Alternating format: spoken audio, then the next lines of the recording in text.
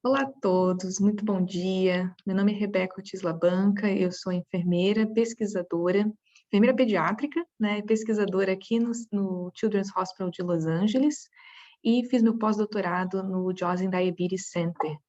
E foi nessa época, né, antes do meu pós-doutorado, doutorado, que eu conheci a professora Williane Alvarenga, que convidou a gente para essa aula. Então, queria apresentar a minha colega Gabi. Gabi, pode se apresentar, por favor? Olá, pessoal, muito bom dia, super prazer estar aqui com vocês, podendo compartilhar um pouquinho desse tema que eu e a Rebeca gostamos tanto. Então, eu sou a Gabriela Cavecchioli, também sou enfermeira, hoje eu coordeno o Departamento de Enfermagem da Sociedade Brasileira de Diabetes, e além disso eu atuo no IBTED, que é uma clínica onde a gente faz tanto atendimento de pessoas com diabetes, como treinamento e capacitação aí de profissionais. Além do projeto que eu tenho junto com a Rê, né? Que assistam a aula, no final a gente vai contar para vocês um pouquinho dessa nossa iniciativa, que tem tudo a ver com a capacitação de enfermeiros e alunos de enfermagem em relação ao diabetes. Pois é, que é o Diabetes Emp. Então, no finalzinho a gente vai dar um spoiler aí do nosso projeto, mas o foco da nossa aula hoje é a consulta de enfermagem para criança com diabetes tipo 1, principalmente na atenção primária, né? Então, pensando aí que vocês agora estão na sua jornada, se formando enfermeiros, alguns vão trabalhar na atenção primária, outros vão para o hospital, outros vão, de repente, não sei, trabalhar na indústria, na pesquisa. Mas eu posso assegurar para vocês que em algum momento da sua vida como enfermeiros, vocês vão encontrar pessoas com diabetes tipo 1. Talvez não as crianças, mas o adulto ou até o idoso, né? Já que hoje a longevidade de uma pessoa com diabetes tipo 1 não é mais limitante. A gente não tem mais, né, pessoas que morrem de diabetes tipo 1, graças a Deus. Então, hoje a gente quer conversar um pouco sobre o que permeia esse cuidado de enfermagem para as crianças com diabetes tipo 1 e o que seria, né, o beabá e o básico para você poder fazer uma boa consulta e entender os aspectos de autocuidado dessas crianças. Então, só relembrando um pouquinho, né, por que a gente estuda diabetes, por que a gente precisa ter isso na graduação, na pós-graduação, no nosso dia a dia, né, é porque o diabetes, gente, não vai embora tão cedo, né, é uma doença milenar que não vai, por enquanto a gente ainda não tem uma cura, e o que a gente vê nas tendências estatísticas de epidemiologia é que não é um problema só do Brasil, é um problema mundial, né? Então, daqui a 20, 30 anos, já tem projeções desse número continuar dobrando em termos de número de casos. E isso acontece tanto em adultos como em crianças. Então, tem muito trabalho pela frente, né? A gente tem aqui essa meta de estar sempre formando, né, e conscientizando os profissionais da saúde da importância de olhar para essas pessoas com diabetes. Porque onde tiver diabetes, vai precisar de um enfermeiro que tenha esse olhar preciso, esse olhar, né, focado na pessoa que tem diabetes. E aí, quais são as diferenças aí básicas entre o diabetes mellitus tipo 1 e o diabetes mellitus tipo 2? Que é o tipo 1 vai ser o foco da nossa conversa, mas vamos tentar entender aqui a principal diferença, né, e retomar aí alguns aspectos da fisiologia. Então, o diabetes tipo 1, primeiro, né, tem aqui essa figura mostrando o Brasil, né, como o terceiro lugar em número de casos, então, de novo, epidemiologia, mostrando como é importante a gente capacitar pessoas que estão, né, nessa linha de frente do cuidado da criança. E o que acontece? Por que o diabetes tipo 1 é mais prevalente na infância? Porque é uma doença autoimune, né? Então pode ter relação genética ou fatores externos. A gente brinca que se alguém soubesse explicar exatamente por que acontece diabetes tipo 1, era a pergunta de $1 milhão, né? Porque a gente conseguiria achar a cura, né? E a gente ainda não tem uma cura para o diabetes tipo 1. Mas a gente já entende, né, devido a várias pesquisas, muito estudo dentro da área da medicina, o que acontece dentro do corpo humano quando ela abre esse diagnóstico de DM1. Então, é uma falha na produção de insulina que ocorre dentro das células beta-pancreáticas, que inviabiliza essa produção do hormônio hipoglicemiante chamado insulina. Então, existe uma via aí de produção, né, de hormônios que regulam essa produção de glicose, na absorção ou a liberação de glicose no nosso organismo, e a insulina é o hormônio vital, que ajuda essa molécula de glicose a sair da corrente sanguínea e entrar dentro da célula. Se eu não tenho esse hormônio circulante, a gente pensa naquele mecanismo de chave e fechadura, né? Eu não tenho a chave para abrir a porta, então essa glicose em excesso, ela fica circulando na corrente sanguínea. E é aí que começam os problemas, porque glicose em excesso não faz bem, muito menos glicose em excesso sustentada.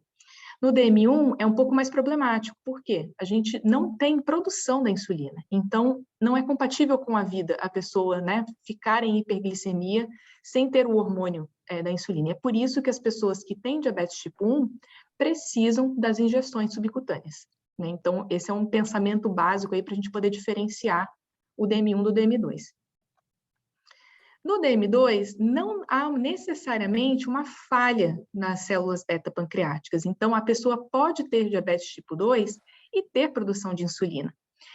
Naturalmente, o curso da doença acaba levando a pessoa para essa falha pancreática também. A gente fala, o pâncreas fica cansado, né? Então, isso, historicamente, né, a gente sabe que acontece com as pessoas, mas não necessariamente no momento do diagnóstico é como vai se apresentar.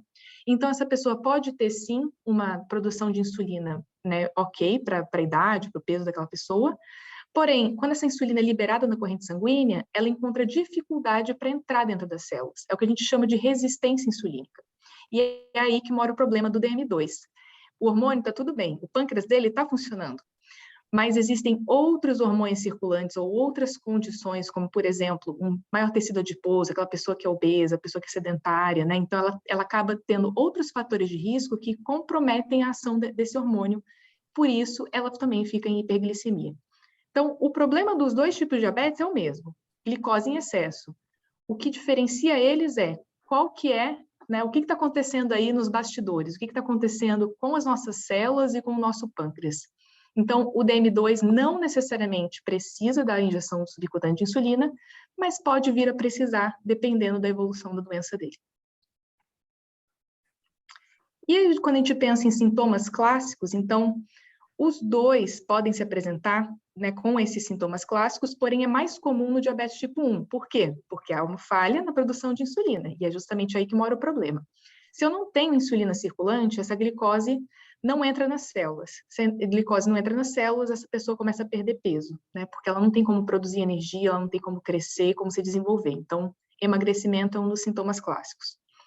Se ela começa a ficar em hiperglicemia por muito tempo, ela vai ter sensação de sede, né? Porque ela está ali naquele ambiente hipertônico, então precisa de água, né? É o sinal que o seu corpo te dá de que precisa hidratar ali, tem alguma coisa acontecendo. Então,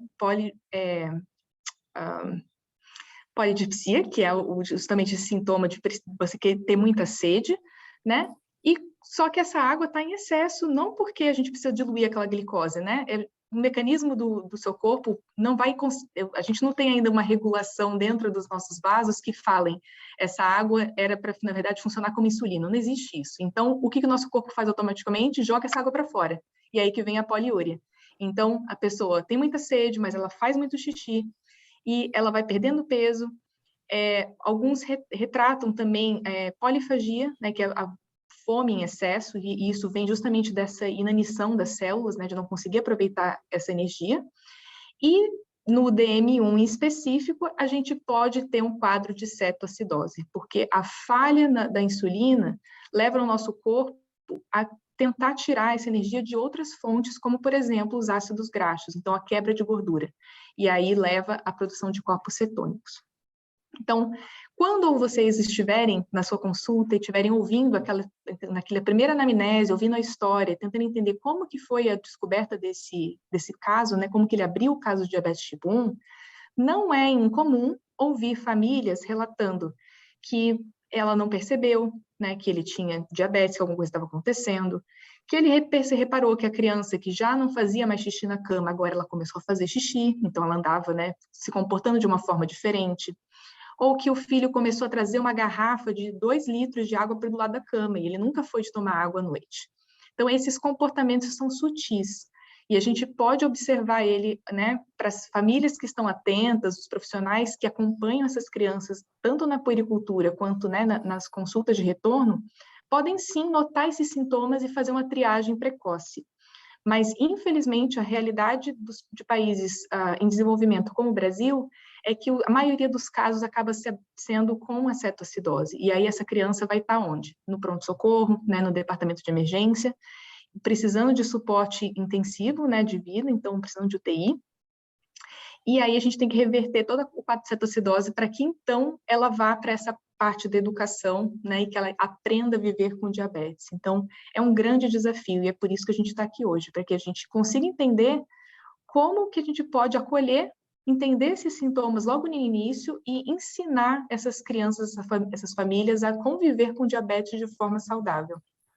Acho que um ponto importante, Rê, para a gente destacar é o quanto ali na atenção primária a gente tem que estar atento ao relato, né, das mães e dos pacientes, para que a gente possa fazer o diagnóstico mais precoce possível e, de repente, não precisar abrir um quadro aí de cetoacidose e ter toda a questão da internação, que gera um trauma na criança ali logo no início do diagnóstico e acaba muitas vezes dificultando a aceitação da doença.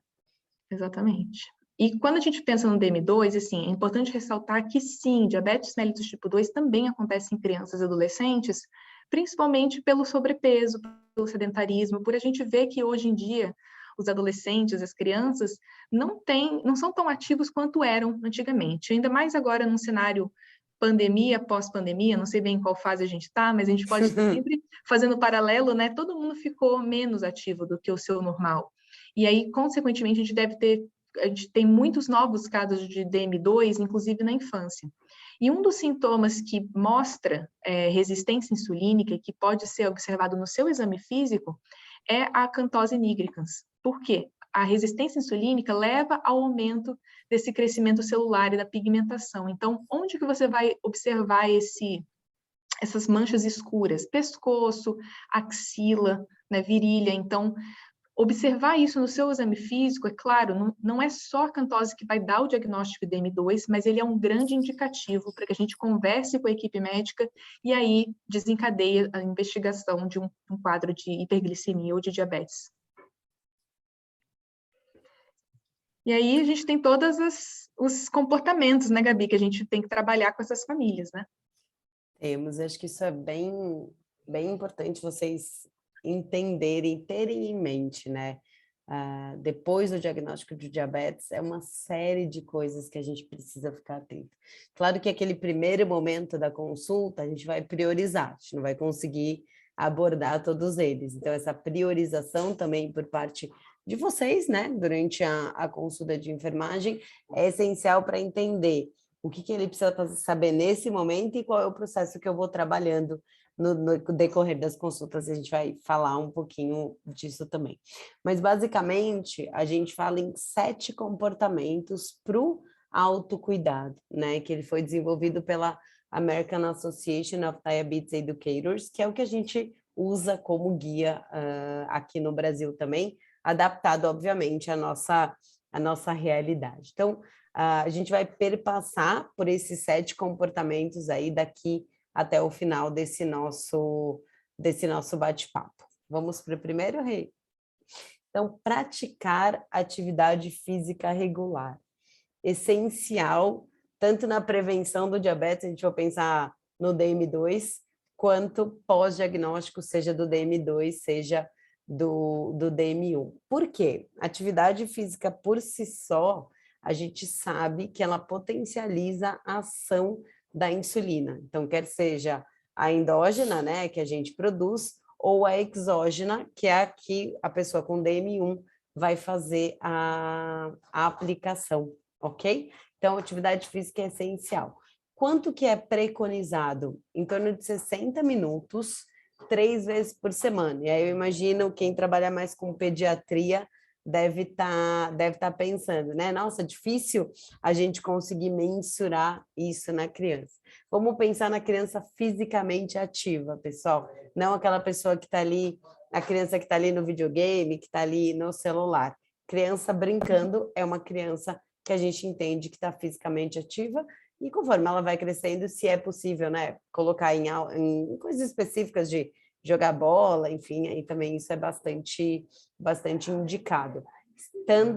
A gente tem que estar atento em um ponto, que é atividade física é essencial, é parte do tratamento, mas a gente precisa estar atento àquilo que a gente fala que é a hipoglicemia, que é a queda, né, da glicose. Então, já a gente vai falar um pouquinho de hipo.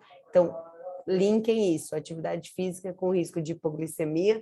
A gente precisa estar preparado para esse momento de atividade que deve ser feito e é super recomendado para as nossas crianças.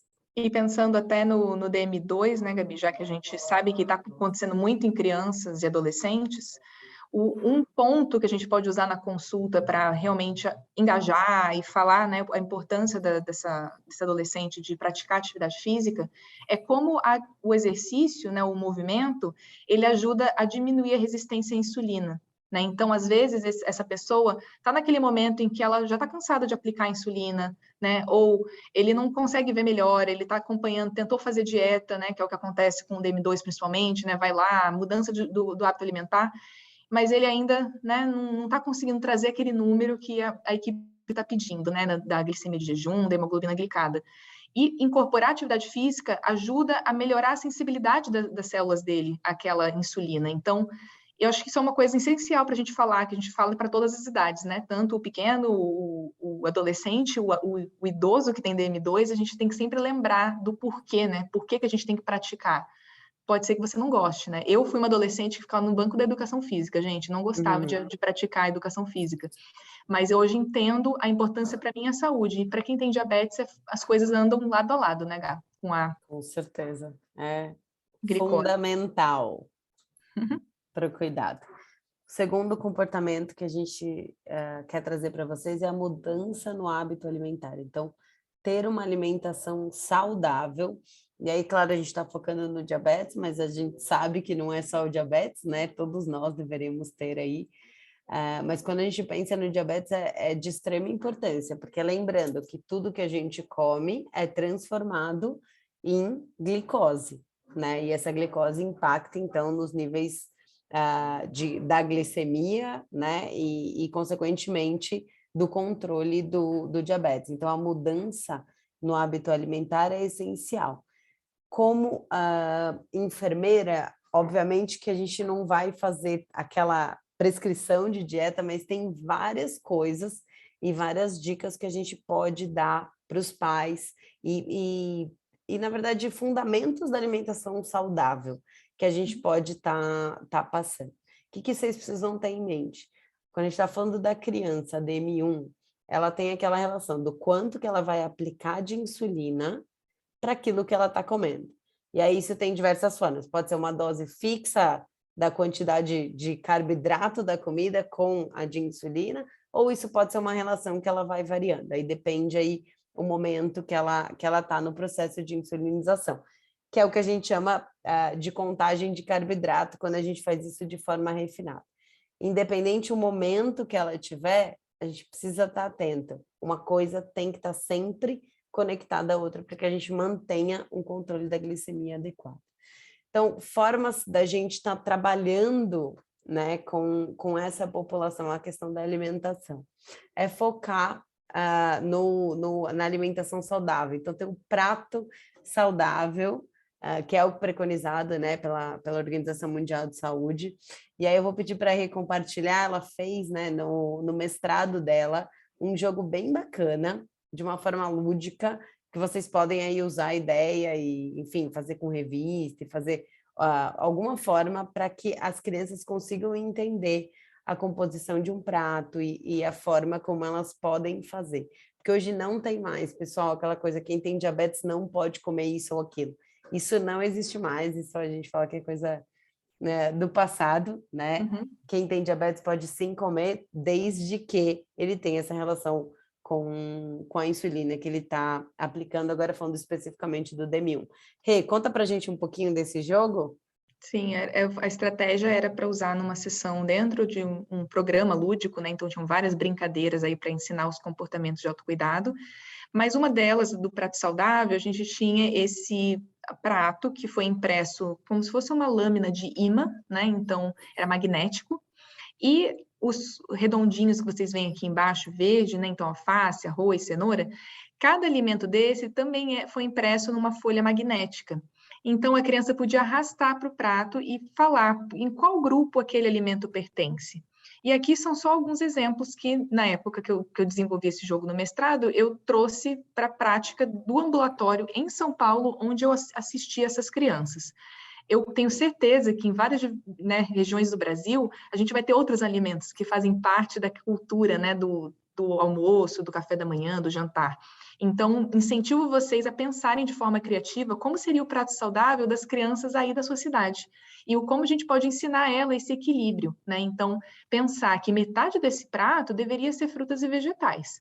Aí vocês sejam criativos e veem aí o que o pessoal está acostumado a comer, o que as crianças gostam de comer. E a outra metade desse prato a gente vai dividir ali entre grãos, e aí que entra o carboidrato, né? Aí que vai poder entrar, de repente, o arroz, a mandioca, aipim, de repente, uma massa, né? Um macarrão, não sei exatamente o que as crianças comem aí na sua cidade, e a outra metade ali, proteínas, né? Então, é uma forma visual de você ensinar como deveria ser distribuído aquele prato, né? E aí, como esse modelo vem daqui dos Estados Unidos, tem a questão dos laticínios, que seria um copinho que vocês estão vendo ali no cantinho superior direito.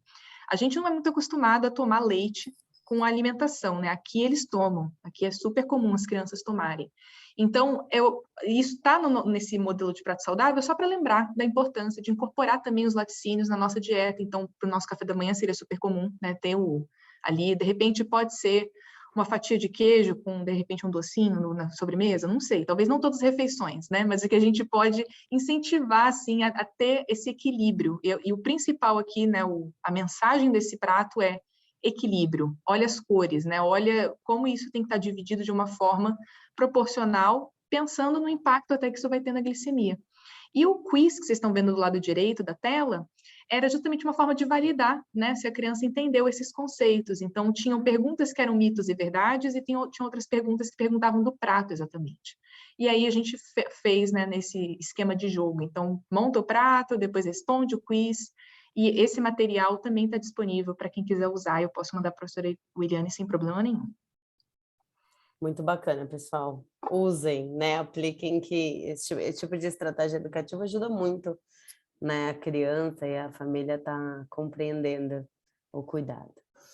Terceiro ponto que a gente quer trazer é a adesão ao esquema posológico da medicação, ou seja, fazer uso da medicação é essencial também para o tratamento. Então, a gente falou de 3 pontos essenciais, né? Alimentação, atividade física e o terceiro pilar, que é o uso da medicação, no caso do DM1, insulinoterapia, né? Recolocou muito bem, doença autoimune, não tem produção de insulina, única forma de tratamento é o uso da insulina exógena. A gente tem 3 formas de aplicação da insulina: bomba de insulina, seringa ou caneta. A função é exatamente a mesma, né, de todas elas, o foco da criança ter a insulina para poder fazer uso da glicose e transformar em energia. Qual é a melhor forma? Não existe a melhor, né? A gente acaba customizando aí conforme a indicação, a necessidade e a possibilidade de cada uma das pessoas. O que a gente tem que ter em mente? Existem vários tipos de insulina hoje disponíveis no mercado. Então, pensando conceitualmente, claro que a gente não vai ficar aqui detalhando todos os tipos de insulina, mas depois na sequência tem um quadro que fala de cada uma delas, então esse quadro mesmo é para um material de consulta de vocês, onde a gente colocou o tipo de insulina, como é que funciona, tempo de ação, quando ela mais age e quanto tempo ela dura. Que aí vocês podem ver, de uma forma mais geral, aqui nesse gráfico que está na tela. Então, vamos pegar, por exemplo, aqui, ó, a degludeca. Ela começa a agir, ela tem um patamar, e aí ela termina ali em torno de 42 horas. Então, nessa tabela, vocês vão conseguir ver individualmente de cada uma delas. Qual é o conceito que eu quero que vocês gravem desse slide? A gente vai pensar que o nosso corpo precisa de, basicamente, vamos dizer, 2 tipos de insulina. 2 momentos de insulina. Um deles é o que a gente chama de insulina basal, que é a insulina para a gente estar aqui, pessoal, conversando com vocês, coração batendo, vocês aí super atendo, prestando atenção naquilo que eu e a Rê estamos colocando para vocês. tá bom? O segundo momento de insulina é quando nós fazemos alguma alimentação, então nós comemos, existe um aumento de glicose na corrente sanguínea e a gente precisa de uma insulina de ação mais rápida para fazer o quê? Ir lá e pegar essa glicose e colocar para dentro da célula. Então, esses são os dois princípios básicos. Pensando nisso e olhando para esse gráfico, agora eu vou falar de quando a gente aplica em seringa e caneta, tá bom? Então, quais são os dois tipos de insulina que a gente faz isso? NPH, bem centrado, você vai ver NPH em azul, NPH, Detemir, Glargina, Glargina 300 e Degludec. Então, todas essas que eu olhando de frente estão do meu lado direito, ok? É o que a gente chama de insulina basal, que elas têm essa função básica e linear. Aí vocês devem estar perguntando, Gabi, mas a NPH ela tem um pico ali, né? Ela não é tão linear. Realmente ela não é, porque ela foi a primeira insulina humana. E aí a gente tem uma evolução até chegar à Degludeca hoje, que ela tem um tempo de ação maior. Então, por exemplo, a NPH, ela dura em torno de 18 horas. Então, a pessoa tem que aplicar 2 a 3 vezes ao dia, dependendo aí de algumas individualidades. Enquanto a Degludeca, uma vez ao dia é o suficiente para que a gente mantenha aí um patamar dela no organismo. Bom, entendemos um pouco do raciocínio da insulina basal, vamos para a insulina bolos, que é essa, naquele momento que a gente acaba aplicando no momento da alimentação, ou quando a glicemia está alta e a gente precisa que ela volte para a meta. Então, é da regular para a esquerda. Todas essas insulinas, elas têm, vocês veem, né, uma ação mais rápida.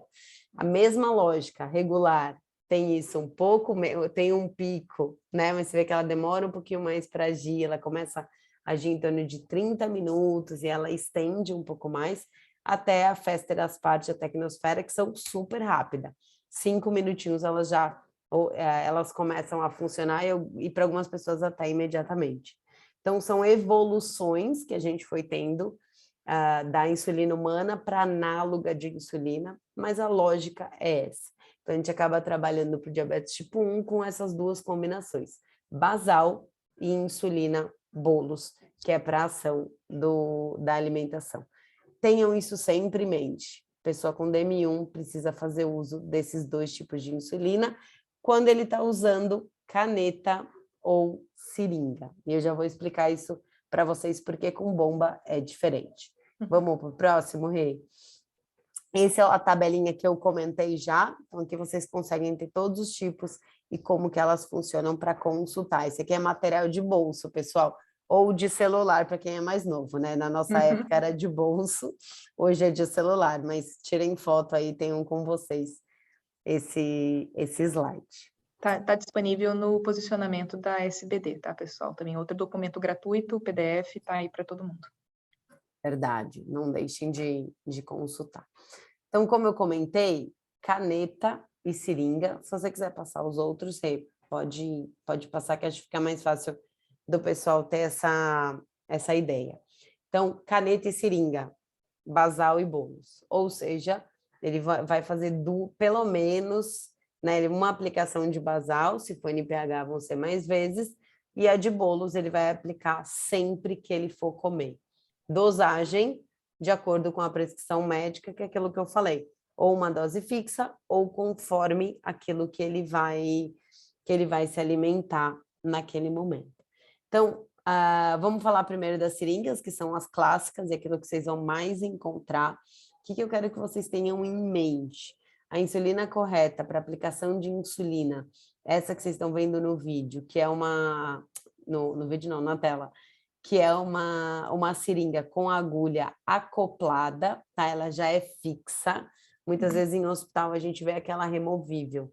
Não é indicado porque ela tem um espaço morto, a dose não é tão precisa e também você acaba tendo um desperdício de insulina, né? Porque você tem ali pelo menos 5 unidades que acabam não sendo utilizadas da forma adequada, que ela fica ali na conexão, e também quando a gente faz misturas de insulina, a gente não consegue saber a dose exata.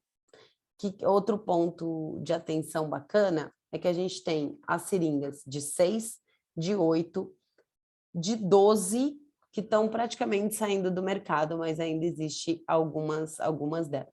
Já já eu vou falar um pouquinho sobre qual delas é o melhor para escolher. Lembrar também que nas seringas, a gente tem seringa de 30 unidades, 50 unidades ou 100 unidades. O principal é ter em mente que 99% das de 100 unidades, ela é de 2 em 2 unidades, então o correto é só fazer dose par, para a gente ser exato. E a de 50 e de 30, ela tem a demarcação de 1 em 1 unidade. Então, você consegue ter uma dose ímpar mais precisa. Algumas seringas de 30 também tem de meio e meio. Isso é bem bacana para a criança. Apesar de ser mais difícil de dosar, né? Na seringa é bem bacana, porque muitas vezes a gente precisa de uma menor quantidade de insulina. E aí a gente vai para as canetas. A gente tem as canetas que são descartáveis, ou seja, fiz o uso da caneta, eu já desprezo, e aquelas que são que você reutiliza a caneta e faz só a troca do refil de insulina que vai dentro da caneta.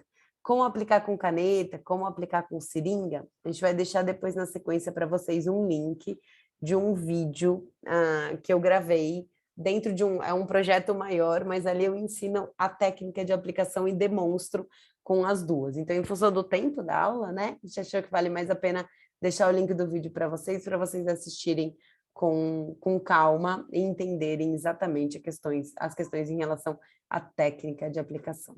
Quando eu penso em caneta, então eu tenho as agulhas de 4, 5, 8 e 12. Ou seja, com caneta eu tenho agulhas menores de aplicação. Caneta, eu tenho canetas de 1 unidade e também tenho canetas de meio. E aí, pensando nas crianças, isso também é algo super interessante e a dosagem acaba sendo bem mais precisa. Vamos para o próximo, Rê? Bom, e aí tem a bomba. Então, falamos basal bolos, 2 tipos de insulina, caneta e seringa. Na bomba de insulina, o que acontece? Ela trabalha com uma programação. Então, vocês estão vendo a bomba, o que a gente faz? Vocês estão vendo essa seringa que está escrito aqui, reservatório, parece uma seringa? Eu coloco a insulina aí dentro, conecto a um catéter que fica no tecido subcutâneo da pessoa com diabetes. Aonde que eu consigo colocar? Vocês estão vendo a figurinha?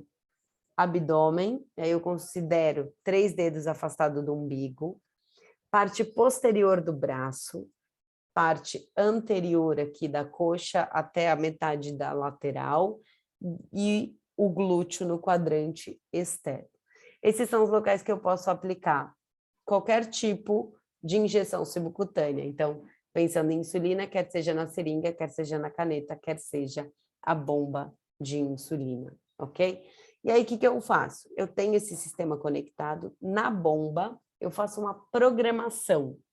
2, na verdade. Uma delas é para a quantidade de basal que a pessoa vai receber, ou seja, a bomba vai mandando, em vez de eu aplicar uma vez e essa insulina ter uma duração de 24, 42 horas, a bomba vai mandando um pouquinho da insulina que age rápido, a cada 5 minutos mais ou menos, depende da bomba, e ela forma essa ação de basal, tendo insulina disponível 24 horas, ok?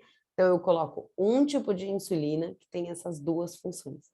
Basal, programação que vai mandando um pouquinho nas 24 horas, e o bolus, que faz o quê? No momento da alimentação, a pessoa com diabetes informa na bomba, ela digita na bomba, olha, eu estou comendo 30 gramas de carboidrato. Gabi do céu, como que ela vai saber? Rótulo, e tem vários aplicativos que ela consegue consultar. E aí, pessoal, não é só na bomba, né? Na bomba eu vou inserir o carboidrato, mas na caneta, para eu pensar a dosagem, eu também vou fazer esse cálculo, tá bom? E aí, pensando nisso, eu faço a instalação da bomba e aí eu uso com a programação que a gente fez e ela vai injetando a insulina conforme a necessidade. Ponto importante, catéter da bomba, a gente troca a cada 3 dias, tá bom? Ele é um catéter subcutâneo e a cada 3 dias eu troco.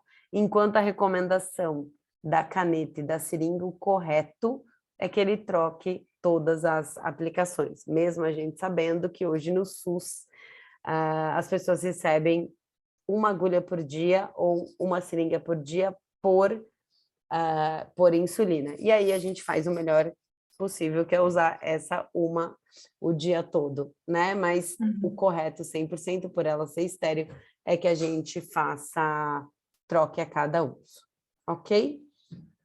Vamos lá, pessoal. Da bomba, Gá, eu queria só ressaltar que, assim, às vezes parece uma realidade muito distante, né? Ainda mais falando assim, talvez aqui, onde a gente estuda, né, na nossa cidade, não tem bomba, né? Pode ser, né? Pode ser que realmente seja um número muito reduzido e a gente sabe que, às vezes, essas pessoas acabam procurando centros de referência em atendimento em diabetes quando vão usar tecnologias. Porém, hoje existem mecanismos para que as pessoas consigam tanto a bomba quanto o sensor intersticial de glicose pelo SUS também. Então, isso não quer dizer que você vai ter uma grande população, né, que use bomba, talvez na atenção primária, mas não é impossível. Então, por isso que a gente precisa entender, né, como que funciona e estar preparado, né, porque não é um bicho de 7 cabeças. E assim, claro, tem treinamento específico para isso, a gente podia fazer uma aula inteira só sobre bomba, né, de insulina, mas o básico é entender o funcionamento e a vantagem, porque para a criança existe uma vantagem muito grande de ter a bomba de insulina, que é diminuir o número de picadas, né, gente? Se você só troca esse sistema a cada 2 a 3 dias, quantas picadas você deixou de dar, que você daria com a seringa e com a caneta? Então, esse é o chamariz, né, da terapia com bomba. Acho que tem um segundo ponto você falando que eu acabei não comentando, que são as microdoses. Então, eu comentei, seringa e caneta a gente consegue fazer meia unidade de insulina. Na bomba, a gente consegue fazer 0,025 unidades de insulina. Então, eu falo que é o cheirinho de insulina. Para criança, isso é essencial, né? Porque quem pensa aí se vocês já passaram por isso, você faz meia unidade, cai demais, faz hipo. Não faz meia unidade, faz hiperglicemia. E a gente fica nesse sobe e desce. A bomba é muito mais precisa. Então, essa é uma outra vantagem, sem dúvida nenhuma. Acho que outro ponto importante para quem está na atenção primária, essas crianças vão retirar as fitas do glicosímetro, pelo menos por enquanto, né? Lá com vocês, né? Na atenção primária. E aí, é muito importante, com certeza vocês vão fazer consulta com elas, ter uma noção básica sobre a bomba. Então, é uma realidade, sim, cada vez maior no Brasil, e a enfermagem tem que estar preparada para cuidar do básico. Ninguém vai ser especialista de bomba, tem uma capacitação para isso, mas a gente precisa entender um mínimo do que está acontecendo com eles. E quando a gente vai para o hospital também, né? No hospital, muitas vezes, chega a criança com bomba, já pede para tirar. Não dá para ser assim, né? A gente precisa ter o conhecimento básico para poder fazer o uso. Como eu comentei do tamanho das agulhas, né? Então, eu falei, caneta tem de 4, de 5, de 6, de 8 e de 12, e a seringa a gente só tem a partir da de 6. Então, qual que é a importância disso? Primeira coisa que eu quero que vocês gravem. Todas as pessoas podem usar a caneta de 4 milímetros, tá? Não importa se ela é mais magrinha ou se ela é mais gordinha, tá bom? O tecido subcutâneo, que é onde a gente quer fazer a aplicação, a gente tem a pele e logo embaixo já é o subcutâneo. Essa pele, ela tem em torno ali de 3 milímetros. Então, a agulha de 4, ela já chega no subcutâneo. Então, não importa se ela está no início do subcutâneo ou se ela está lá no final. O importante é que a insulina seja aplicada no subcutâneo. Por que eu digo isso? Porque muitas vezes a gente acaba avaliando fisicamente e orientando uma agulha maior. Hoje em dia, pessoal, se tiver disponível, orienta de 4 milímetros. Precisamos ficar atento na questão da prega, e aí no vídeo de técnica eu falo da prega também, como é que faz, mas que, de uma forma geral, de 4 milímetros a gente não precisa da prega, só se a gente está falando de crianças menores do que 6 anos, ou um idoso muito, muito emagrecido, tá? Mas de uma forma geral, a gente pode fazer sem a prega. Então, assistam o vídeo que vocês vão ver aí todos os detalhes do processo de aplicação. E aqui também tem, né, a técnica, a gente deixou aqui um passo a passo para vocês, que também está dentro desse mesmo posicionamento, é onde vocês vão encontrar essa tabela, né, da insulinoterapia, e de forma visual, mas assim, a técnica de injeção de insulina, pessoal, tanto com seringa quanto com a caneta, ela não muda drasticamente pensando do adulto para a criança, tá? Por quê? Porque o que vai mudar mais é o material que você vai usar, né? E seguir boas práticas. Então, pensando, esse aqui é o vídeo que a Gabi, né, comentou, então depois recomendo todo mundo assista, porque mostra de novo esse passo a passo. Pensando em padronizar essa técnica, principalmente quando a gente está ensinando a criança a fazer a aplicação sozinha, e essa transferência aí, né, de cuidado, costuma acontecer ali quando ela está com uns 10 anos de idade, né? Então, na idade escolar, pré-adolescência. Por quê? E eu já vou mostrar para vocês dados que apoiam essa decisão. É quando a criança começa a ter um maior, né, entendimento da própria patologia, maior destreza manual, e é onde os pais começam a delegar essas tarefas em casa. Só que a gente, como profissional da saúde, enfermeiros, precisamos saber o que exatamente a gente está avaliando, né? Então, a gente está avaliando uma habilidade motora, se ela consegue reunir os materiais, entender, né, quais são os passos da técnica, o que ela faz primeiro? Primeiro ela aspira a seringa, a insulina do frasco, tem que inverter o frasco, não tem que inverter o frasco, colocar ar no frasco, todas essas questões que vocês, como enfermeiros, futuros enfermeiros, pensam, também vão estar na mentalidade das crianças quando elas estão aprendendo. E por isso que a gente tem que saber exatamente qual é o passo a passo dessa técnica para poder avaliar. E então, saber, né, qual a porcentagem ali, pensando de 0 a 100, que ela está aderindo àquele protocolo, né, àquele checklist. E pensando nisso que, durante meu doutorado, eu desenvolvi um checklist para avaliar essas habilidades, a professora Uliane me ajudou nesse processo. E hoje a gente tem um checklist padronizado, publicado, que fala dos passos da injeção com seringa de insulina. Então, a injeção com seringa tem 22 passos, o que já mostra aqui que é um pouco mais complexa, né, porque tem outras particularidades diferentes da aplicação com a caneta.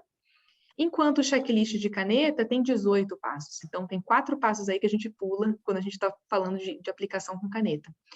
E, por isso, de novo, né, a gente vai trabalhar com o que tiver. Né? Se a família que a gente está atendendo hoje usa seringa, a gente vai perpassar por aqueles 22 passos da seringa e ensinar para ela e esperar que numa consulta de retorno, quem sabe, por ter assistido você manusear, mostrar o checklist, né, e fazer junto, ela consiga aí absorver, né, essa informação, entender e numa próxima consulta acertar mais outros passos. É difícil a gente falar a expectativa de ter 100% de acerto. Nem a gente, enfermeiro, tem 100% de acerto em técnicas, né? O que a gente quer ver melhora, né? Se hoje ele está conseguindo fazer metade dos passos sozinho, quem sabe numa próxima consulta ele consegue fazer metade mais um, né? Então, 10 passos, na próxima ele está com 11 passos que ele conseguiu fazer sozinho. E sempre reforçar essa evolução. Isso é muito importante quando a gente pensa em aquisição de habilidades de autocuidado na infância, né? Porque ele, em teoria, não deveria ser responsável por aquela técnica complexa sozinho, né? Se a gente, né, passa uma capacitação, né? Se nós nos graduamos em enfermeiros para conseguir desenvolver habilidades complexas, quem dirá esperar isso de uma criança de 10 anos? Então, a gente tem que ter sempre isso em mente e também passar essa tranquilidade, essa conscientização para os pais, porque às vezes existe uma expectativa muito grande de que essa criança vai para consulta com você e que ele vai sair de lá fazendo sozinho. E não deve ser essa a expectativa, né? A expectativa é de que ele, cada dia mais, consiga progredir, tá sempre mais autônomo, né? Envolvido, né? Se sentir útil, isso é super importante nessa faixa etária escolar, que ele consiga participar do autocuidado. E aí, mudando para o próximo comportamento, né, que a gente está aí dentro da lista dos 7, a gente fala de vigiar as taxas. Vigiar as taxas é um comportamento que fala sobre todas as taxas metabólicas, mas principalmente a glicemia, que é o foco do tratamento do diabetes. Como a gente acompanha essa glicemia, hoje existem vários mecanismos, né? O glicosímetro é o mais acessível, o que vocês vão ver aí na atenção primária. Se a pessoa faz uso de insulina, ela tem direito a ter um glicosímetro com aquele número X, né, de fitas mensais. Porém, também sabemos que hoje no SUS, né, e em alguns municípios, está sendo dada a opção de ter também o sensor de glicemia intersticial, que é esse que vocês veem aqui embaixo, que é o Freestyle Libre. O Libre é um sensor que funciona por escaneamento. Então, esse microfilamento fica dentro do tecido subcutâneo da criança, e aí quando eu passo o aparelhinho por cima, ele faz uma leitura da glicose no momento. A gente tem esses tipos de sensores aliados à bomba, como vocês também estão vendo aqui nessa figura. Pode ser que você receba um dia na sua unidade uma criança que tem as duas coisas, tem bomba e tem sensor, e eles conversam entre eles.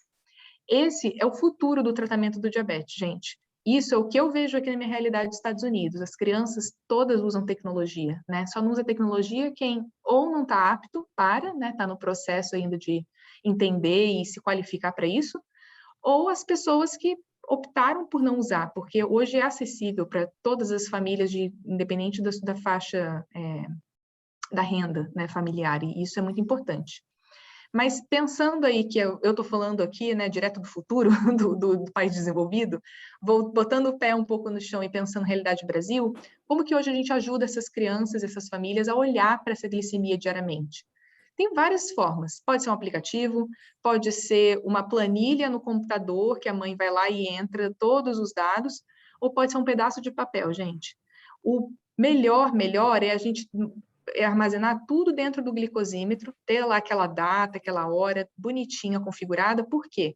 Os glicosímetros no Brasil, eu não vou falar 100%, mas eu quero falar 99% dos glicosímetros que a gente tem aí, já fazem download. Então, você pode baixar aqueles dados. Então, o mundo ideal seria, receber essa criança, eu já sei que ela volta para a consulta de retorno, vamos baixar os dados desse glicosímetro, vamos ver o que aconteceu, né? Quando que ela mediu, e aí ir conversando e desenrolar minha consulta olhando aquele relatório junto, né? E aí aqui eu tenho um exemplo para vocês de um relatório que seria no papel, mas que pode ser, né, justamente o ponto de foco da sua conversa na sua consulta, né? Acho que isso é muito importante, né, Rê? Porque muitas vezes as pessoas olham e falam assim, essa coisa de baixar os dados, né, tá fora da minha realidade. Pessoal, olhem no local onde vocês vão estar atuando, fazendo estágio. É isso que a Rê falou, a maioria faz, não tem custo, o software é gratuito, o cabo, os que precisam de cabo, as empresas fornecem. Então, também tem um pouco da gente correr atrás, para que realmente a gente tenha certeza de como é que está o controle. Acho que também complementando em relação ao Libre, né? Cada vez mais também está acessível no sentido de que tem pessoas conseguindo via SUS também o Libre, além da bomba, o Libre também. E hoje o Libre aqui no Brasil a gente já consegue ler no celular também, então isso é muito bacana, porque um cuidador, você consegue espelhar e saber o que está acontecendo com aquela criança quando ela está na escola, por exemplo. Então isso é Bem importante. bem importante, bem bacana para o cuidado dessas crianças. Exatamente. Aí, pensando em técnicas de monitorização, vou deixar aqui para vocês essa figura, que foi também de um estudo que nós publicamos junto com as pesquisadoras da USP Ribeirão, e que padroniza os 8 passos para fazer essa técnica de monitorização da glicemia capilar em crianças. De novo, a técnica não é tão diferente assim do que vocês aprenderam do adulto, mas a gente precisa, né, desse tipo de estudos que sintetizam a literatura e que mostram o que vai, né, o que a gente faz primeiro, o que a gente faz depois e quais são os cuidados importantes. Então, está aqui a referência, a professora Williane também tem acesso a esse estudo, também fez parte dessa equipe, e que vocês possam usar isso aí também no momento educativo, para você mesmo se familiarizar com o conteúdo, mas também mostrar isso para as famílias, ainda mais porque aqui a gente tem figuras, né? Então, tem um maior potencial de alcance aí, independente do nível de letramento dessa família. E quando que a gente vai verificar essa glicemia, né? E essa é uma pergunta que vocês vão receber, principalmente das pessoas que têm um limite aí, uma limitação de acesso às fitas, né? Então, depende do tipo de diabetes, depende se ela está usando insulina ou não, e depende se ela está comprando essas fitas ou se ela está só pegando, né, pelo SUS mesmo. O que a gente fala é, trabalhe com o recurso que você tem. Então, se você consegue ter 3 fitas por dia, você vai fazer 3 testes por dia. Você vai orientar essa família a pensar no momento pré-refeição, 2 horas após o início da refeição, antes de dormir ou madrugada. Se eu tenho 4 fitas, eu vou medir nesses 4 horários? Provavelmente no começo sim, até por uma questão de ajuste, né, de insulinoterapia, mas não significa que a pessoa tem que medir em todos os horários, principalmente da madrugada, para sempre, porque agora ela tem diabetes, porque isso também é muito cansativo, né, para a família. A gente sempre tem que dar aquela meta, né, que é por um curto espaço de tempo, com um objetivo específico. Então, sim, se tiver recurso, vamos fazer em todos os horários por um período de tempo para a gente entender o que está acontecendo. E depois, no seu retorno, a gente vai mudando aí essa frequência de monitorização. Eu não tenho fita, eu só tenho 2 no dia. Não adianta me trazer um diário depois de 2, 3 meses em que você sempre mediu pré e pós-refeição, naquele mesmo horário, pré e pós-almoço, porque a gente fica cego, né? A gente fica sem entender o que aconteceu o resto do dia. Então, se puder ter se ela alternar, né? Alguns dias ela vai fazer antes e depois do café, no outros dias ela vai fazer antes e depois do almoço, e assim a gente vai gerenciando o nosso recurso, perfeito. Apesar de que o DMI-1 a gente sabe que costuma ter as fitas, pelo menos fazer, né, a maior parte do dia, né, Gabi? Pela política, a gente tem uma política pública que determina que pessoas em uso de insulina, e não, aí não é tipo de diabetes, mas é em uso de insulina, têm o direito de receber de 6 a 8 fitas, se eu não estou enganada, por dia, tá? Então, isso é legislação, e se alguém não recebe, se algum local não está fornecendo, a gente tem que ir lá e ajudar a correr atrás e entender o porquê. Boa. E o que a gente faz com esse número é o mais importante, né? Então, assim, primeiro é como eu consigo o número, que é a técnica em si, mas qual que é a meta, qual que é o alvo, o que a gente espera? Então, de novo, isso aqui vem das diretrizes da SPD, né, que é baseada em diretriz internacional. A gente tem aí intervalos de glicemia que são diferentes entre crianças sem diabetes, crianças adolescentes ou adultos, mas, no geral, o que a gente espera para o momento pré-prandial, ou seja, antes da alimentação, é que essa pessoa tenha uma glicemia entre 70 e 140, 145, e que isso, pós-refeição, esteja até 180. E a gente, cada paciente, gente, vai ter uma meta individual, e esse é o papel nosso como equipe interdisciplinar, né, da gente ter essa visão, né, de que um número só é um número se a gente não fizer nada com ele, então a gente vai ter que ensinar esses intervalos para essa criança, adolescente, para a família, no sentido dela saber o que ela está olhando no glicosímetro, mas o próximo passo é o mais importante, tá bom, tá dentro do alvo? Legal. O que eu fiz, né? Então, refletir aí sobre como foi meu dia para eu conseguir estar nesse alvo, porque isso vai reforçando as atitudes positivas, né, do gerenciamento do diabetes. Não está dentro do alvo? O que pode ter acontecido? E aí a gente pode, né, de novo, fazer só uma aula falando sobre hipoglicemia, hiperglicemia e gerenciamento resolver esses problemas. E hoje em dia a gente trabalha com outro conceito, justamente pensando nisso, né, de que um número é só um número, e que a gente tenha que pensar como isso impacta durante o seu dia e como vai impactar a vida dessa criança. Hoje a gente traz um conceito, né, e eu quero falar que pelo menos há 5 anos a gente tem trabalhado isso na parte clínica, não só em pesquisa, que é o conceito do tempo no alvo. Então, quanto tempo daquelas 24 horas, quanto tempo aquela criança ficou dentro do intervalo que foi estabelecido como alvo para ela? Então, aqui nesse exemplo, o alvo é de 70 a 180. E a gente espera que ela fique pelo menos 70% do tempo. 70% de 24 horas são 14 horas e meia, pessoal. Então, essa ideia, né, de números, que quando trabalhar com a família, com a criança, a gente tem que também lembrar, né, o quanto que essa pessoa tem numeracia desenvolvida, o quanto que ela entende essas contas, quanto que ela tem essa noção, né, de distribuição do período de tempo lá, das 8 horas que está dormindo, né? Então, as 16 que restam acordada, e aí? Onde que está a glicemia dela? E a gente usa essas réguas, né, coloridas para justamente mostrar, né, visualmente o quanto de tempo ela está passando dentro do alvo estabelecido. E aí propor, né, mudanças. E aí a gente vai propor ações com base nesse número. Aqui só 2 estratégias, de novo. Então, a figura do lado esquerdo é um quebra-cabeça que mostra os passos da glicemia capilar. Você pode recortar essa figura em 9 partes e usar ela em qualquer consulta. Então, de novo, das estratégias lúdicas do meu mestrado que eu comentei e que está disponível para vocês. E do lado direito, os aplicativos, né? As mensagens, como a gente pode hoje usar várias formas de tanto acompanhar esses números, como também de intervir enquanto profissional da saúde, né? A gente sabe que hoje muitas clínicas, muitas equipes fazem grupo de WhatsApp com os pacientes, com as mães, né? E pode ser um momento interessante de discussão daquela conduta, daquele, né, caso, principalmente numa hipoglicemia, numa hiperglicemia. É muito importante essa troca, né? Então, hoje, o que vocês tiverem de acesso à tecnologia, a gente incentiva, porque não é só importante para o processo educativo você, profissional e família, mas principalmente entre eles, né? Para que eles se sintam conectados e entendam que a vida de uma pessoa com diabetes vai ser isso mesmo, né? Olhar número, pensar quanto comeu, quanto que aplicou, e todo mundo faz da mesma forma.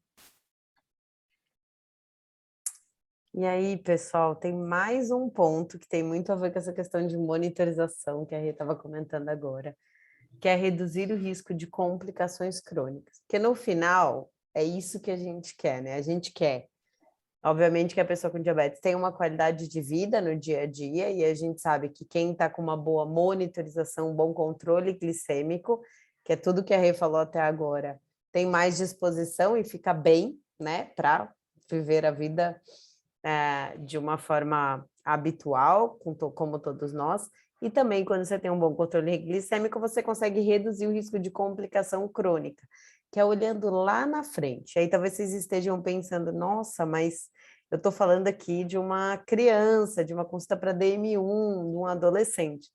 Mas, pessoal, esse é um momento que a gente começa a prevenir essas complicações, tendo um bom controle glicêmico, com a tríade alimentação, atividade física e controle da glicemia.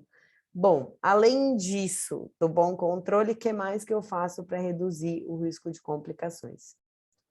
Fazer alguns exames anuais, que a gente fala, para que você tenha um rastreio e caso você veja alguma coisa inicial, você também consiga trabalhar com a prevenção, ok? Então, que exames são esses?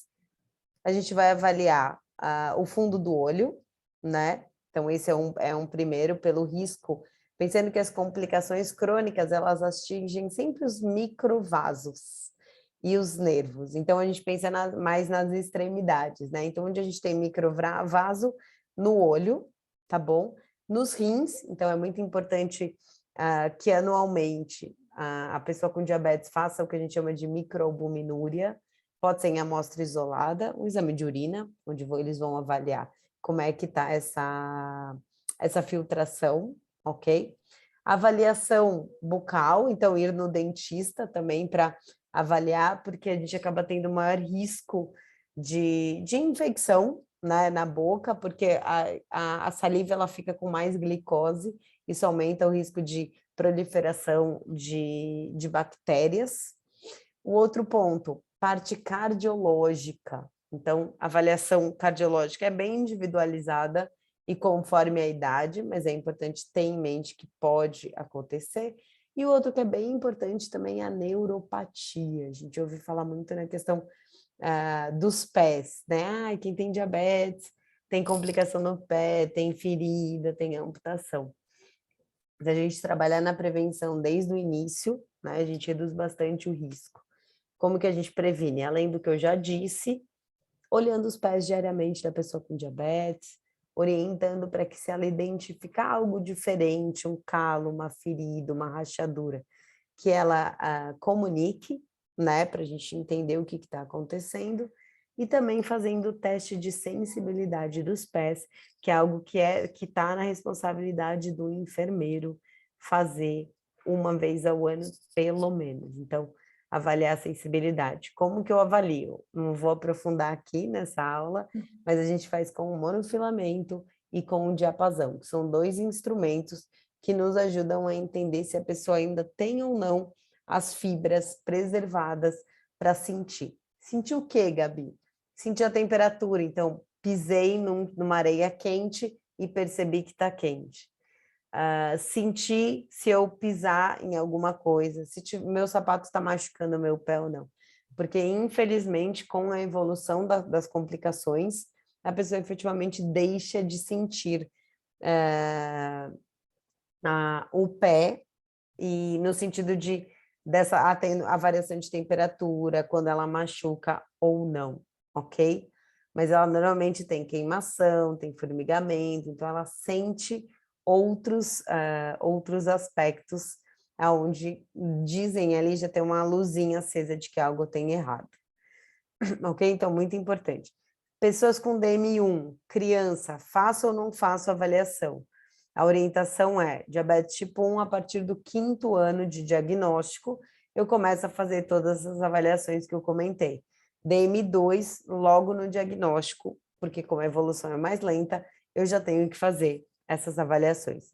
E aí esse aqui é um outro joguinho da memória que também, né, a rede desenvolveu no sentido de pensar qual é a complicação e qual é a possível causa. E com isso a gente consegue ir trabalhando com as pessoas com diabetes de forma lúdica também, o que elas precisam estar atentas e, principalmente, enfatizar a importância do bom controle da glicemia. 6º ponto, ó, estamos quase acabando, gente, estamos no 6º, e aí é o 7º, e a gente encerra os comportamentos. O 6º comportamento é resolver problemas. E esse comportamento, ele engloba uma série de questões, mas o principal que a gente vai trazer hoje é a hipo e a hiperglicemia. Então, a Rebeca colocou na meta, né? 70% dentro da meta, entre 70 e 180. Então, o que é hiperglicemia? O que está acima do 180. O que é hipoglicemia? O que está abaixo do 180. Por quê? Extremos de glicemia são prejudiciais para as pessoas com diabetes. Importante que elas saibam quais são os sintomas para conseguir reconhecer o que está acontecendo, além de, obviamente, fazer a monitorização da glicemia capilar ou fazer o uso do sensor.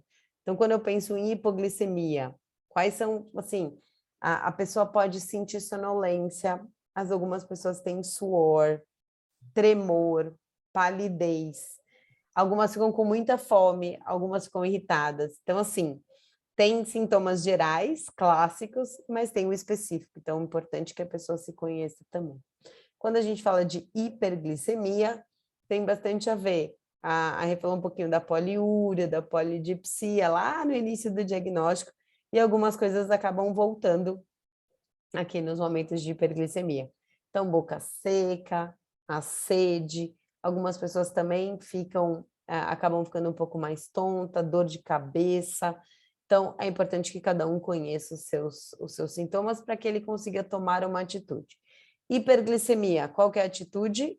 Aplicação de insulina. Lembra que a gente falou? Insulina bolos para alimentação e para correção dessa glicemia, para trazer ela dentro da meta. Quanto de insulina? Isso também é individualizado de acordo com a idade, com a pessoa e qual é a meta do tratamento. Quando eu falo de hipoglicemia, o que eu vou fazer? Eu preciso corrigir. Hipoglicemia, glicose abaixo de 70, então eu preciso de mais glicose no organismo. Rê, passa para o próximo, depois eu volto nesse aqui. Então, vai para o próximo, que acho que fica mais fácil aqui. Então, pensando em tratamento de hipoglicemia, como que eu corrijo? Padrão, pessoal, 15 gramas de carboidrato de rápida absorção. O que é um carboidrato de rápida absorção? Água com açúcar, bala, refrigerante, suco, mel. Então, são coisas mais líquidas que ela vai ser absorvida rapidamente. ou a bala que já vai dissolvendo ali, logo na mucosa oral já começa a ser absorvida. Vocês devem estar pensando, mas e o chocolate, bolacha, bolo? Todo mundo adora aproveitar esse momento para comer essas coisas doces. Pessoal, não é indicado. Quer comer bolacha, doce? Vê quanto tem de carboidrato, aplique insulina e come. Na hora da hipo, a gente precisa de tratamento. O que é tratamento? Absorção, carboidrato de absorção rápida, tá? E a gente deixou aqui para vocês também uma colinha material de celular para vocês terem, tá bom? Para caso precise orientar a correção. 15 gramas é o padrão. Por quê? Porque 15 gramas sobe a glicemia em torno ali de 30, 40 pontos na glicemia, dependendo da pessoa, tá? Então, a gente consegue trazer para uma glicemia habitual, para quando ela está com a glicemia entre 70 e 55. Se tiver abaixo de 55, a gente dobra a dose, tá? Não é dobrar a meta, tá, gente? É dobra a dose de carboidrato e a gente vai lá em 30 gramas de carboidrato. E as crianças? Tem uma regra específica para as crianças menores do que 50 quilos, tá? Então, qual que é o cálculo? 0,3 gramas de carbo por quilo de peso. Por quê? Porque acima de 50 quilos dá os 15 gramas de carboidrato. Então, para as menores, a gente faz a continha. Por quê? Porque senão a gente acaba tendo um pico de hiperglicemia pós-correção, que é o que a gente também quer evitar. Que esse sobe e desce, ele também é responsável pelo aparecimento de complicações crônicas que eu comentei há pouco, ok? E aí um outro ponto importante, aí eu vou pedir para você voltar 2 slides, é entender por que aconteceu essa hipoglicemia. Então, qual é a falha? A gente falou de todos os comportamentos aqui. Então, a gente falou, atividade física, ela é importantíssima para o diabetes? Mas se ela for feita de forma não planejada, ela pode causar uma hipoglicemia. Então, eu vou olhar, corrigir a hipoglicemia, resolvi, qual que é a orientação que a gente dá para o paciente? Entenda o que aconteceu para prevenir nas próximas. Excesso de atividade física? Excesso de insulina? Será que ela aplicou mais insulina para determinada comida do que ela deveria? Outra coisa, alimentação, né? Será que ela planejou comer uma quantidade e comeu menos? Isso também pode acontecer. Ou o tipo de alimento foi diferente do que ela imaginou? Álcool é outra coisa que causa hipoglicemia. Ou seja, o recado aqui é: entenda a causa para prevenir as próximas ocorrências de hipoglicemia. Hipoglicemia causa mal-estar, hipoglicemia não só na hora, né? Mas depois a pessoa acaba muitas vezes ficando mais lentificada, com uma sensação ruim e que ela acaba não conseguindo depois tocar, né? As coisas da mesma forma. Então, quanto menor a quantidade de hipo ela tiver, melhor ela vai ter o dia a dia, além de ser risco de vida, né? Então, a gente fala que hipoglicemia, ela também é risco de morte, porque ela tem aí algumas consequências cardiovasculares, ok? Então, fiquem com isso em mente. Monitorizou, dependendo do valor. Hipo, preciso corrigir, entender o que aconteceu. Hiper, preciso aplicar insulina e também depois entender o que pode ter acontecido. Vamos para o 7º comportamento, Rê? Chegamos nele? Isso, boa adaptação psicossocial. Chegamos no último e não menos importante, né? A boa adaptação psicossocial é o que vai justamente ajudar essa criança, esse adolescente a conviver com diabetes sem se sentir diferente das crianças e adolescentes da idade dele, né? O que é um grande desafio. E a gente vê, né, em pesquisas, nos guidelines, como é importante a gente fazer esse screening, a gente ter sempre esse olhar para essas crianças, porque existe um alto índice de ansiedade e depressão nas crianças com diabetes, por ser uma vida de vigilância, né? Então, a gente sabe que conforme a adolescência chega e os problemas da adolescência chegam para quem tem diabetes e para quem não tem diabetes, pode ser que esse jovem também tenha desenvolva outros problemas relacionados ao cuidado do diabetes. Às vezes ele está cansado, né? Às vezes ele já tem diabetes há mais de 10 anos. E ele não quer mais chegar à glicemia, ele não quer mais ter que tomar insulina, ele não quer mais ter que pensar no que ele vai comer.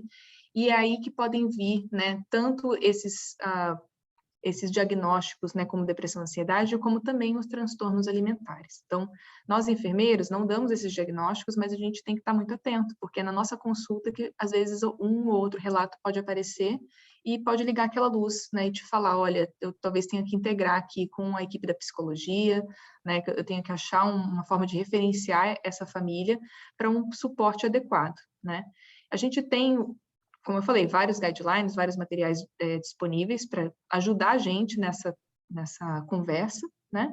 O ideal é ter a equipe multidisciplinar com você, mas às vezes a gente não tem disponível. Então, um dos materiais que eu gosto bastante, que fala dessa vida, né, com diabetes, é o material do Kids, que foi desenvolvido justamente para ajudar a explicar o que é diabetes para pessoas que têm diabetes, né? Então, aquele material que ele leva e que está falando para a criança que tem diabetes quando ela está na escola. Tem um material, um manual específico para a criança que não tem diabetes, mas está convivendo com aquela que tem diabetes que está na escola, para o professor, para os pais. Então, para todo mundo estar na mesma página, né, no mesmo contexto e entender o que é importante, como que a gente ajuda essa criança a cuidar do diabetes dela sem que ela tenha que sair da sala de aula para ir poder checar uma glicemia, sem que ela tenha que se esconder no banheiro para poder aplicar uma insulina, né? Que a gente consiga normalizar essas atividades como qualquer outro cuidado em saúde, né? Como, de repente, lavar as mãos é para a gente hoje em dia um cuidado em saúde e o cuidado em diabetes deve ser da mesma forma. Quando a gente pensa na rotina dessa criança com diabetes, a gente tem que lembrar o quanto ela é difícil, né? Quanto ela é desafiadora. Então, esse daqui é um roteiro, né? Um dia normal dentro do acampamento para crianças com diabetes, que eu e Gabi vamos há mais de 10 anos, não vou falar quantos anos para não entregar a idade de ninguém, mas a gente vivencia isso todos os anos com essas crianças durante 6 dias. Então, como que é a rotina delas? Acorda, né? Tem lá uma música tocando naquele acampamento lindo, né? Todo mundo feliz que está de férias, longe dos pais, eles vão sem os pais, pessoal, então tem isso, né? Tá com a equipe totalmente diferente, fazendo amigos. Então, acorda, vai tomar café da manhã, depois tem uma atividade, o monitor passa para ver se todo mundo arrumou a cama. Aí eles brincam, então, a atividade da manhã pode ser qualquer coisa, dependendo do tempo, né? Se tiver chovido, fica um pouco mais limitado. Se tiver um sol brilhando lá fora, a gente tem várias coisas para poder fazer, né, enquanto grupo. Aí eles fazem um lanche, que eles chamam de colação, depois tem mais atividade, vai para o quarto, tem que fazer controle. O controle aqui é justamente esse momento da glicemia capilar, né, de verificar a glicemia, de aplicar a insulina, para então ir para o almoço. Saiu do almoço, atividade cultural, tem lanche. Então, essa rotina que eu estou descrevendo para vocês não é muito diferente de um acampamento de uma criança que não tem diabetes, né? Ela estaria ali envolvida em levanta, né? Tem o café, o de jejum, ela vai depois ter o momento de recreação com os amigos e o dia vai passar. O que diferencia para a vida da criança que tem diabetes? É que em cada momento que vocês estão vendo uma refeição aqui, ela vai ter tomadas de decisões. Então, antes desse café da manhã, ela vai ter que verificar a glicemia, olhar aquele número, decidir o que ela vai comer, e aí ela vai ter uma tabela lá de contagem de carboidratos que ajuda ela a determinar o que ela vai querer comer naquela refeição, porque a gente tem nutrição no acampamento com a gente. Ela vai aplicar essa insulina, geralmente 15 minutos antes, né, de comer, para poder coincidir o pico, lembra lá do gráfico que a Gabi mostrou para vocês. E aí sim ela vai para o café da manhã. Quando ela estiver no meio do lanche da manhã, é a mesma coisa. Antes do almoço, a mesma coisa. Antes do lanche da tarde, a mesma coisa. Tem pelo menos 6 momentos nesse dia, gente, que ela vai ter que parar e pensar no diabetes dela. Isso quando, né, isso eu tô falando numa rotina sem intercorrência, sem a gente pensar em outras coisas que podem acontecer. Uma bomba, dela ter uma hipoglicemia, dela ter que parar e realmente tomar decisões e pensar como que eu volto para o meu eu, né? E quando a gente pensa nisso no contexto da infância, é muito complexo, né? Porque é a glicemia capilar, alimentação saudável, a insulinoterapia. O que eu faço se eu estou me exercitando? Estou lá no meio da tirolesa, brincando, fui para a piscina, mas eu ainda tenho diabetes, então eu tenho que ficar pensando se eu vou ter uma hipoglicemia no meio dessa atividade. Como que eu resolvo essa hipoglicemia? E, tirando do contexto do acampamento, todo o resto, né, gente, que uma criança ou um adolescente convive. Então, o meu meio, os meus amigos, a escola, como que eu vou para uma excursão, como que eu vou dormir na casa do meu amigo. Esses componentes da vida com diabetes inserido na rotina de uma criança, às vezes, né, e a tecnologia pode fazer com que ela se sinta, né, eu quero sair correndo, eu não aguento mais isso. Então, a gente tem que desenvolver esse olhar, né, é a nossa responsabilidade desenvolver esse olhar do, olha o quão complexo é, são 7 comportamentos em que ela tem que, né, ela simplesmente um dia, ela não tem diabetes, no dia seguinte, abre o diagnóstico. Agora, toda a vida dela vai mudar. E não só a vida dela, a vida da família também, que vai estar ali, né, cuidando, vai estar acompanhando. Então, a gente tem que ter esse olhar sensível. E aí, pensando até nessas tarefas, né, o que cada um faz? O que é o pai que está ali responsável? O que a criança já começa a fazer? Ou o que é só no adolescente, né, só nos mais velhos que a gente vai poder ver, que eu fiz essa pesquisa quando eu vim para o exterior. Foi um dos primeiros estudos que eu fiz com a equipe do Centro de Diabetes da Harvard, né, o Joslin, e que a gente foi olhar o relato dos pais sobre essas tarefas. Então, eles reportaram num questionário o que era a tarefa da criança, o que eles dividiam a responsabilidade e qual que era o pai, o principal responsável. E aí, passando aqui para as conclusões, para, né, a gente conseguir encerrar a nossa aula, os pais delegam às crianças de 5 a 10 anos, ou seja, os menorzinhos, as escolhas alimentares, né? Eles não conseguem decidir muito bem pelos filhos que eles vão comer, então a criança que está ali, né, tomando as decisões. Mas conforme eles ficam um pouquinho mais velhos, já estão ali naquela pré-adolescência, 11 a 14 anos, eles já têm mais autonomia nas atividades de monitorização glicêmica e de insulinoterapia. E só nos adolescentes, ali mais velhos, de 15 a 18, que eles começam a assumir aí 60%, 70% das tarefas de insulinoterapia, monitorização, comunicação e as escolhas alimentares. Em nenhuma dessas faixas etárias, a criança foi responsável pelos dias de doença, né? Quando, aqui nessa pesquisa, os pais falaram, se ele estiver doente, se eu tiver que mudar o tratamento, ficar, né, perto dele, checar a cetona, ver, né, porque está ali naquela vigilância de uma possível cetoacidose. Quem é responsável é o pai. O pai ainda assume esse papel de cuidador principal. Isso aqui, gente, é um contexto, né, uma pesquisa realizada aqui no exterior. A gente sabe que tem muitas crianças e adolescentes que já fazem quase todos os cuidados, né, mais novos aí no Brasil. Até porque não tem enfermeira na escola, porque ele vai para a escola, ele volta para casa, às vezes é o irmão que está cuidando dele, né? Ele não tem necessariamente um adulto responsável do lado dele, supervisionando e ajudando ele com essas tarefas.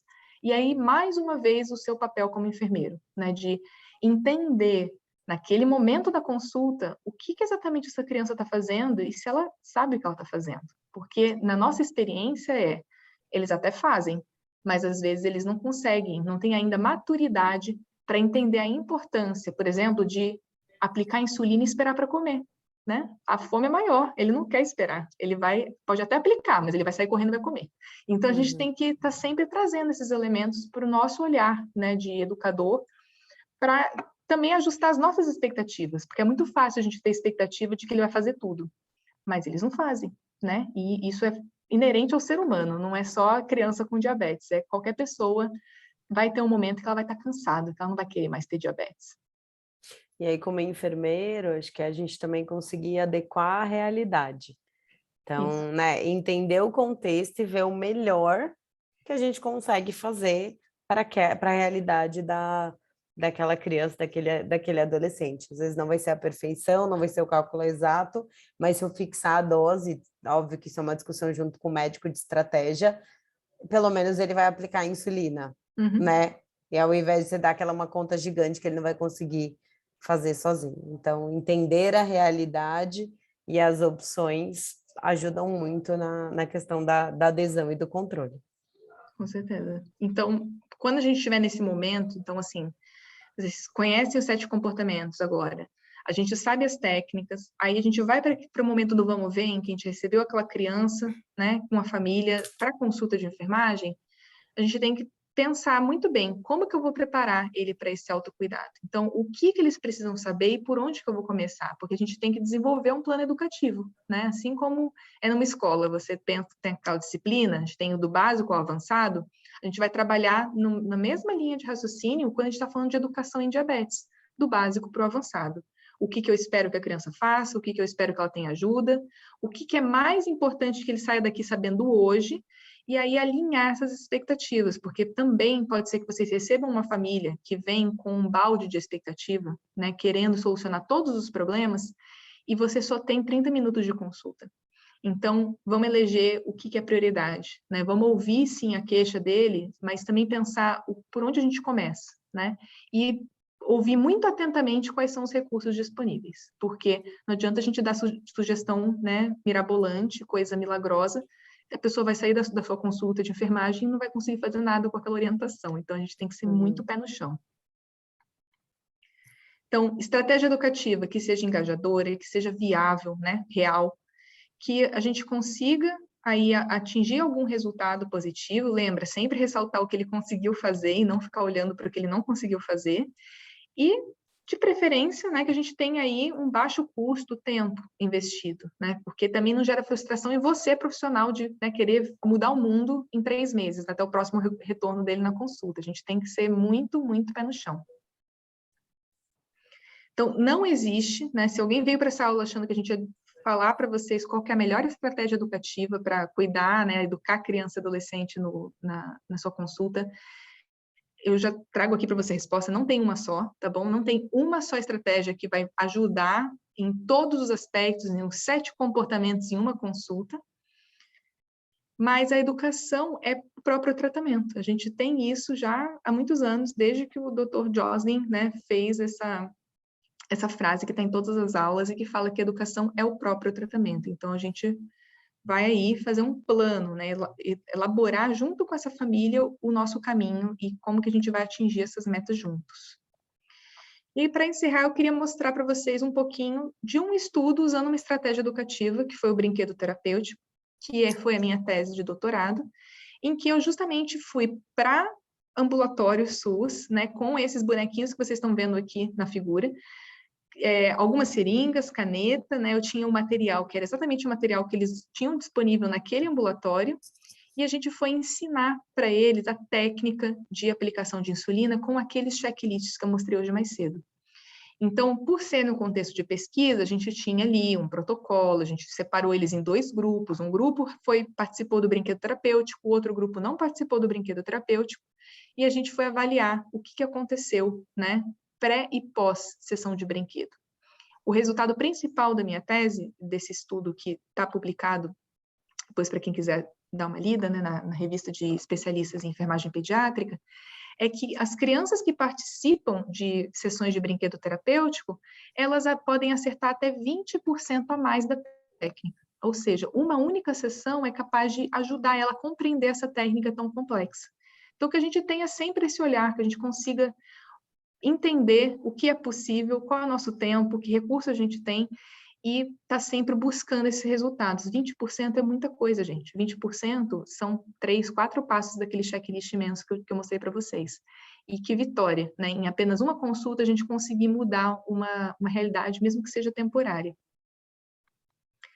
Então, educação e acolhimento, que é a mensagem principal da nossa aula aqui, é a gente sempre olhar, né, olhar menos para os nãos, né? Então, ter menos falas em que a gente fica sempre achando que ele não melhora porque ele não quer, que todo adolescente vai ter hemoglobina glicada alta porque é da idade, adolescente é difícil, né? Ou é a família que não está cuidando, e que ele só vai aprender no dia que ele tiver uma ferida no pé, no dia que ele tiver uma complicação, né, crônica na retina, que a gente tenha, né, a gente começa a se despir dessas falas, dessa cultura, né, que muitas vezes foi passada para a gente ainda na graduação, e que a gente comece a olhar mais para o cuidado centrado na criança, no paciente e na família dele, né, que a gente busque resultado que dá para ser atingível e não resultado impossível, né, porque tem sempre algo que a gente consegue melhorar, né, então que vocês possam ser pessoas que fazem junto e não para o paciente. A gente não vai consertar ninguém, a gente não conserta nem a gente mesmo, quem dirá o paciente, né, a pessoa com diabetes. Então, acho que a gente consiga estar ali nessa parceria, né? E aí fica o convite. Gá, quer convidar o pessoal para conhecer o Diabetes Zen? Vamos lá, o convite final da aula acho que só fechando, né, o que a Rê colocou, né, a enfermagem tem um papel gigante na educação, gente, assim, dos pacientes com diabetes, a gente, óbvio, focamos em DM1, mas tanto DM1 quanto DM2, se empoderem disso, se empoderem do conhecimento para que vocês possam educar esses pacientes. Isso faz toda a diferença quando a gente pensa em qualidade de vida, em prognóstico de vida, em redução de complicação. E aí, pensando em vocês, né, tanto os estudantes de enfermagem quanto os enfermeiros já formados, a gente sabe que o conhecimento do diabetes e o quanto o diabetes é abordado dentre todas as patologias ali na graduação, muitas vezes ele não é grande, o diabetes é muito minucioso e ele sempre tem atualizações.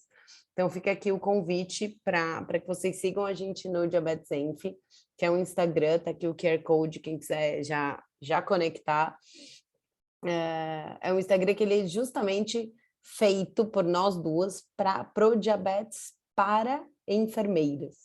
Então, é feito para vocês, para a gente, para a enfermagem, dentro da nossa linguagem, tudo aquilo que a gente precisa saber para cuidar da pessoa com diabetes. Então, fica aqui o convite, a gente espera reencontrá-los lá. Dúvidas, manda lá no direct, com certeza eu e Rei estaremos super à disposição para estar respondendo para vocês, uma vez que a gente não conseguiu estar ao vivo aí na aula com vocês, e agradeço a atenção e o convite para estar aqui compartilhando um pouquinho do nosso conhecimento sobre diabetes. Muito obrigada, pessoal. Boa aula para todo mundo. Tchau, gente.